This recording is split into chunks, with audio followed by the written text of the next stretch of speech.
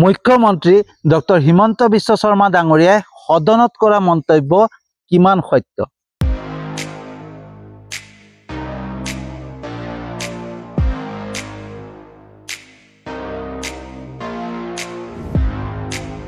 Good evening বন্ধুসকল, শুভ সন্ধ্যা। তো বন্ধুসকল, কিমান সত্য কিমান অসত্য সেইটো নাজানো, কিন্তু এটা কথা জানো, যিজন ব্যক্তি অসমৰ মুখ্য চকীখনত বহি আছে, মুখ্যমন্ত্ৰীৰ দায়িত্বত আছে, গৃহমন্ত্ৰীৰ দায়িত্বত আছে, সেই ব্যক্তিজনে সদনৰ মজিয়াত সকলো বিৰোধী দলৰ উপস্থিতিত চিঞৰি চিঞৰি কেতিয়াও মিছা কথা নকয়, সেইটো সত্য। বন্ধুসকল, অসমৰ মুখ্যমন্ত্ৰী ডক্টৰ হিমন্ত বিশ্ব শৰ্মা ডাঙৰীয়াই সদনৰ মজিয়াত জুবিন গাৰ্গক লৈ পেলাই যি মন্তব্য কৰিলে, সেই মন্তব্যত অসত্য নাই, হয়নে?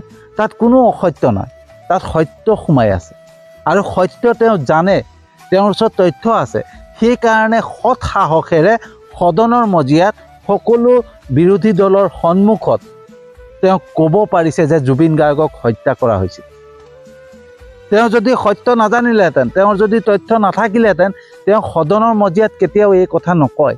কাৰণ সদনৰ মজিয়াত সকলো বিৰোধী দলৰ নেতা আছে তাত, আৰু লগতে প্ৰত্যেকটো নিউজ চেনেল তাত আছে, হয়নে? প্ৰত্যেকটো নিউজ চেনেলে লাইভ কৰি আছে, সকলো ৰাইজে চাই আছে, অসমৰ প্ৰত্যেকজন ৰাইজে চাই আছে। আৰু সকলো ৰাইজে চাই থকাৰ অৱস্থাত এজন মুখ্যমন্ত্ৰীয়ে কেতিয়াও মিছাকৈ চিঞৰি চিঞৰি নকয় যে জুবিন গাৰ্গক হত্যা কৰা হৈছে, হয়নে? তো বন্ধুসকল, ডক্টৰ হিমন্ত বিশ্ব শৰ্মা ডাঙৰীয়াই সদনৰ মজিয়াত কি কৈছিলে একবাৰ চাই লওঁ আহক। কিয় মুখ্যমন্ত্ৰীয়ে হত্যা কৰে আৰু হত্যাটো হত্যা নকয়? মই চুমা খোৱা বুলি ক'ম নেকি? মইতো হত্যাটো হত্যাই ক'ম। It is a murder. মই আজিও এই সদনত কৈছো, and will follow murder case. আৰু কোনে মাৰিছে তাকো আজি আমি অনুমোদন লৈছো। এজনে মাৰিছে, আনকেইজনে সহযোগিতা কৰিছে। So we have booked 4 to 5 people on murder case. ইয়াত আমি জুবিনক লৈ ধেমালি কৰিব অহা নাই। তো বন্ধুসকল, আপোনালোকে দেখা পালে যে ডক্টৰ হিমন্ত বিশ্ব শৰ্মাই কি মন্তব্য দিছে জুবিন গাৰ্গক লৈ পেলাই, যে হত্যা বুলি নকয়, চুমা খাইছোঁ বুলি ক'ম নি, হয়নে? ডক্টৰ হিমন্ত বিশ্ব শৰ্মা ডাঙৰীয়াই এনেকৈ কৈছে যে হত্যা বুলি নকয়, চুমা খাইছে বুলি ক'ম নেকি? জুবিন গাৰ্গক হত্যা কৰা হৈছিল, সেইকাৰণে মই হত্যা কৰিছে বুলি কৈছোঁ। তো অসমৰ মুখ্যমন্ত্ৰী হিমন্ত বিশ্ব শৰ্মা ডাঙৰীয়াই ডাঠি কৈছে, হয়নে? ডাঠি স্বীকাৰ কৰিছে যে জুবিন গাৰ্গক হত্যা কৰিছিলে, আৰু সেই হত্যাৰ তথ্য আছে কাৰণে তেওঁ সৎ সাহসেৰে ক'ব পাৰিছে, হয়নে? সেই কথা আমি জনা উচিত বন্ধুসকল, যে এজন মুখ্যমন্ত্ৰীৰ আসনত বহি থকা, মুখ্যমন্ত্ৰীৰ দায়িত্বত থকা ব্যক্তিজনে সদনৰ মজিয়াত এনেকৈ যদি সত্য নাথাকে, অসত্য কথা এটা চিঞৰি চিঞৰি ডাঠি ক'ব নোৱাৰে যে জুবিন গাৰ্গক হত্যা কৰিছিলে বুলি, হয়নে? জুবিন গাৰ্গক হত্যা কৰিছিলে, আৰু সেই হত্যাকাৰী 5জন আছিলে, সেইটো কথাও কৈছে যে হত্যাকাৰী 5জন আছিলে। এজনে হত্যা কৰিছে, 4জনে সহযোগ কৰিছে, সেই কথা স্পষ্ট কৈছে মুখ্যমন্ত্ৰী হিমন্ত বিশ্ব শৰ্মা ডাঙৰীয়াই। তাৰ পিছতো আকৌ সেইখিনি স্পষ্টকৈ কৈ দিয়াৰ পিছতো আমি হিমন্ত বিশ্ব শৰ্মা ডাঙৰীয়াৰ ওপৰত আক্ৰমণকভাৱে কথা কৈ থকাটো কিবা যুক্তি আছে নেকি? তাততো কোনো যুক্তি নাই, কাৰণ সমগ্ৰ অসমবাসীৰ ওচৰত কৈছে, হয়নে? সদনৰ মজিয়াত কোৱা মানে সদনতো যিসকল বিৰোধী দলৰ লোক আছে, সেই বিৰোধী দলৰ লোকসকলতো উপস্থিত আছেই, লগতে নিউজ চেনেলৰ মাধ্যমেৰে সেই সদনৰ যি সদন চলি থকা যিখিনি ভিডিঅ' লাইভ হৈ আছে, সেই লাইভ ভিডিঅ' সকলোৱে চাই আছে, আৰু সকলোৱে চাই আছে যে হিমন্ত বিশ্ব শৰ্মা ডাঙৰীয়াই কি কৈছে, হয়নে? সেইখিনি কথা এজন মুখ্যমন্ত্ৰীয়ে কেতিয়াও ডাঠি নকয় যেতিয়ালৈকে তেওঁৰ ওচৰত সত্য নাপায়, তেওঁ তথ্য নাপায়।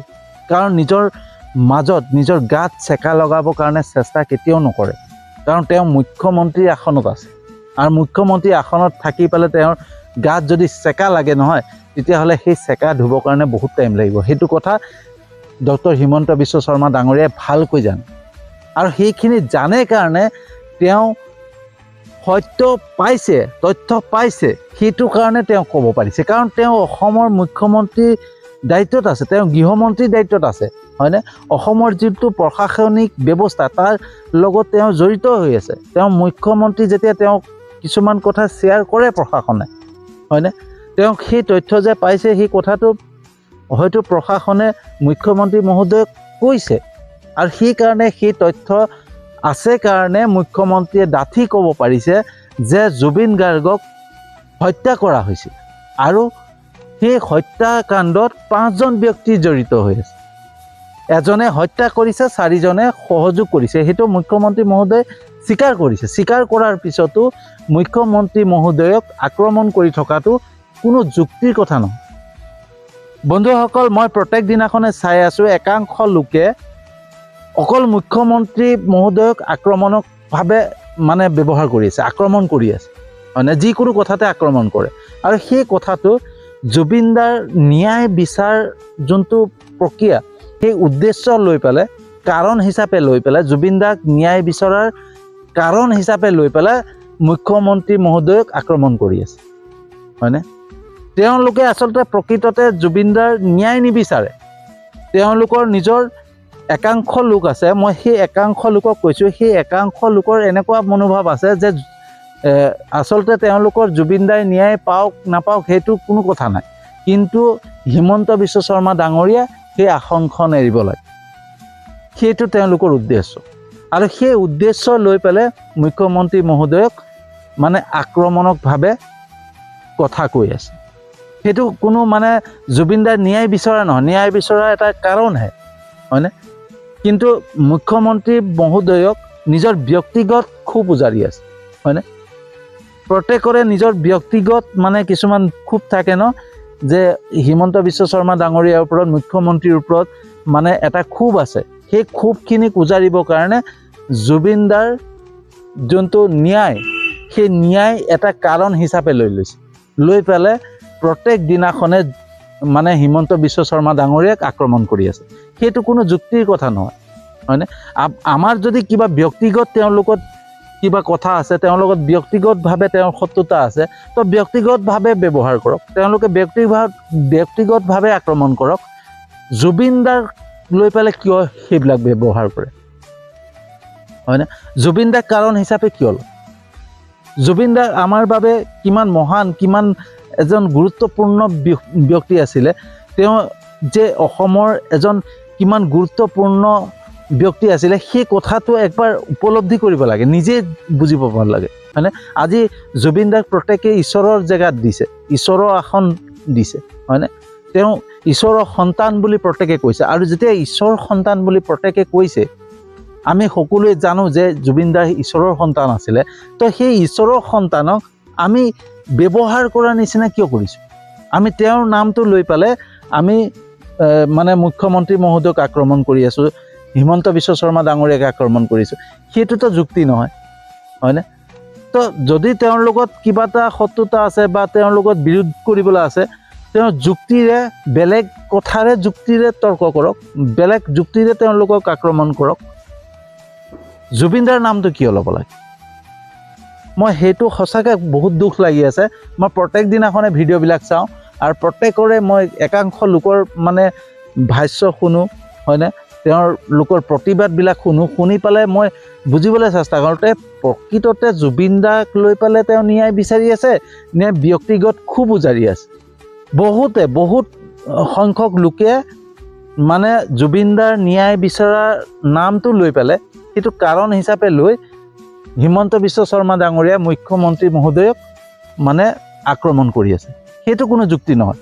আমি মুখ্যমন্ত্ৰী মহোদয়ক ন্যায় বিচৰাৰ নামত জুবিনদাক ন্যায় বিচাৰিছোঁ, ন্যায় লাগে, সেইটো কাৰণে যুক্তিসংগতভাৱে মুখ্যমন্ত্ৰী মহোদয়ক কৈছোঁ যে ন্যায় দিয়ক, আমাক ন্যায় লাগে, হয়নে?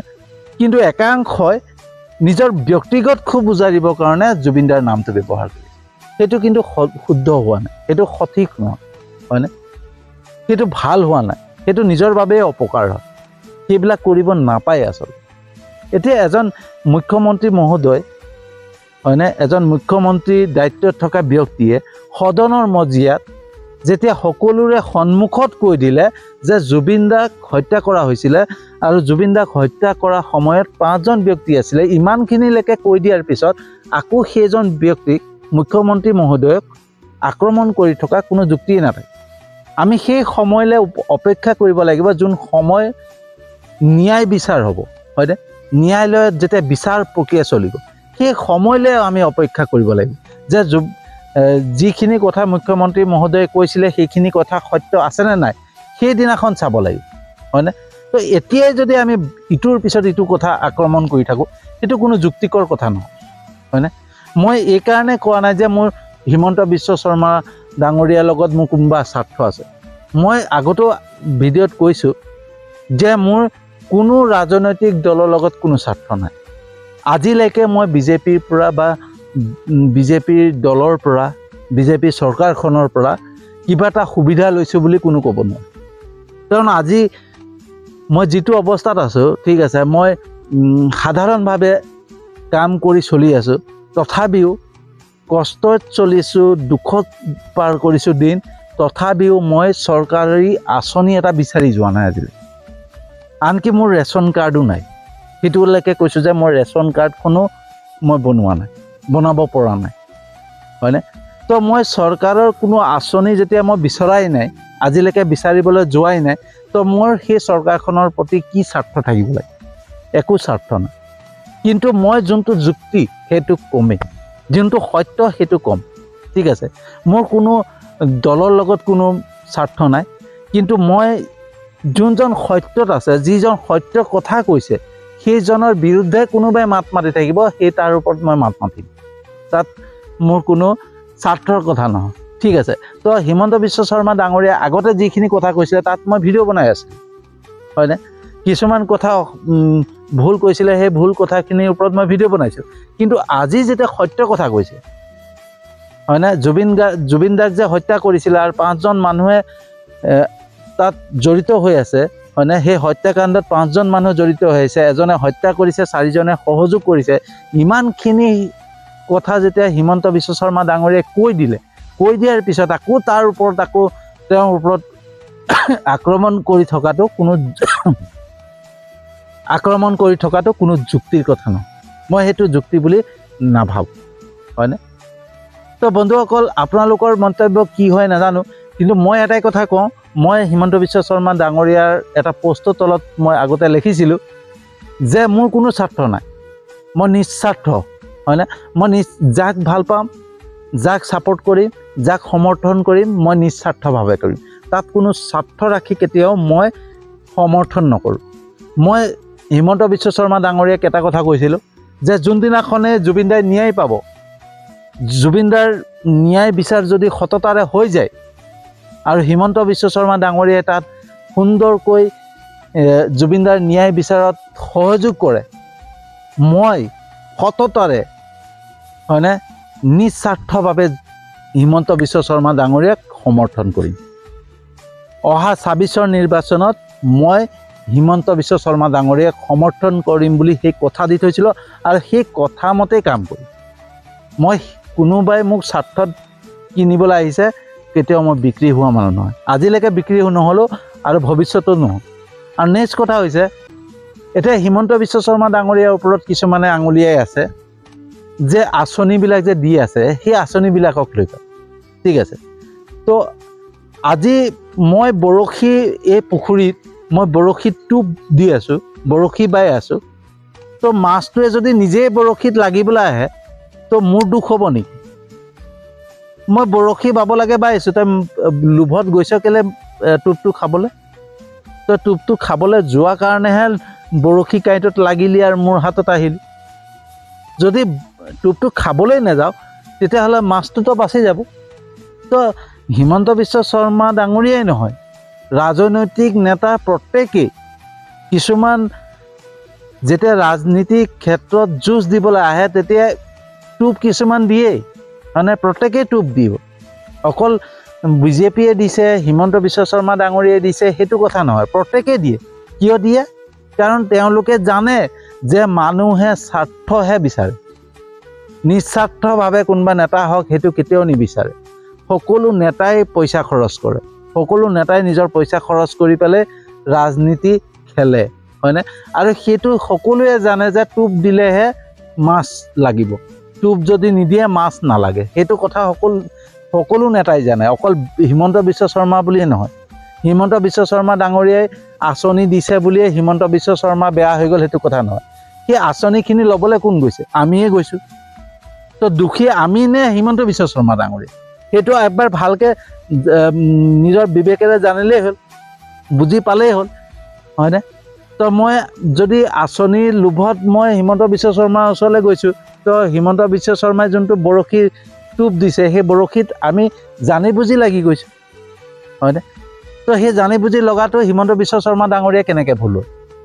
সেইটো ভুলটো আমাৰ আমি আঁচনি পকৰত ধৰিছোঁ কাৰণে আমি বৰশী টোপত লাগি গৈছোঁ হয়নে তাৰপিছত আকৌ চিঞৰি থাকিলে কিডাল হ'ব যে হিমন্ত বিশ্ব শৰ্মাই আমুক আঁচনি দিব খুজিছে তামুক আঁচনি দিব খুজিছে সেই আঁচনিবিলাক যে দি আছে ঠিক আছে আমুক আঁচনি তামুক আঁচনি সেই আঁচনিবিলাক হৈছে এটা এটা বৰশী টোপ হয়নে অকল সেয়া হিমন্ত বিশ্ব শৰ্মা ডাঙৰীয়াই দিয়ে সেইটো কথা নহয় প্ৰত্যেক নেতাই দিয়ে কংগ্ৰেছৰ নেতাই নিদিয়ে নেকি কংগ্ৰেছৰ নেতাইও দিব এজিপিৰো দিব প্ৰত্যেক নেতাই দিব কাৰণ প্ৰত্যেক নেতাই জানে যে মানুহে স্বাৰ্থহে বিচাৰে মানুহে কিবা এটা পালেহে কিবা এটা দিয়ে সেইটো সকলোৱে জানে হয়নে তো যোনে বেছিকৈ দিব তেওঁৰে সমৰ্থনত বেছি যাব মানুহ যদি আমি স্বাৰ্থপৰ নহ'লোহেঁতেন আমি এজন প্ৰকৃত নেতা বিচাৰিলোহেঁতেন তেতিয়া আমি কেতিয়াও সেই বৰশী টোপত লাগিবলৈ নগ'লোহেঁতেন তো সেই বৰশী বাই থকা ব্যক্তিজন ভুল নহয় মই এটাই ভাবোঁ ভুল সেইকেইজন যিকেইজনে বৰশী টোপটো দেখি গৈছে সেই মাছকেইটা বৰশী টোপটো দেখি খাবলৈ যোৱা কাৰণেহে বৰশীত লাগিলে যদি মাছটো লোভত নগ'লেহেঁতেন সেই মাছটো বৰশী টোপত নালাগে হয়নে তো বৰশী বাই থকাজনৰ দুখ নহয় সি মাছৰহে ভুল হয়নে তো বন্ধুসকল আমি কিছুমান কথা আচলতে আক্ৰমণকভাৱে প্ৰত্যেকটো বস্তু ল'ব নালাগে আমি নিজৰ বিবেকেৰে এবাৰ চিন্তা কৰাৰ দৰকাৰ যে কোনটো সত্য কোনটো অসত্য হয়নে তো আজি হিমন্ত বিশ্ব শৰ্মা ডাঙৰীয়াই সদনৰ মজিয়াত চিঞৰি যেতিয়া কথাবিলাক কৈছে তো তাত কোনো অসত্য লুকাই থকা নাই হয়নে তাত কোনো অসত্য নাই তাত সত্য আছে সত্য থকাৰ কাৰণে তেওঁ চিঞৰিব পাৰিছে সেই কথাটো আমি জনা উচিত একবাৰ আমি নিজৰ বিবেকেৰে এবাৰ চিন্তা কৰিলে হ'ব যে সদনৰ মজিয়াত সকলো বিৰোধী দলৰ সন্মুখত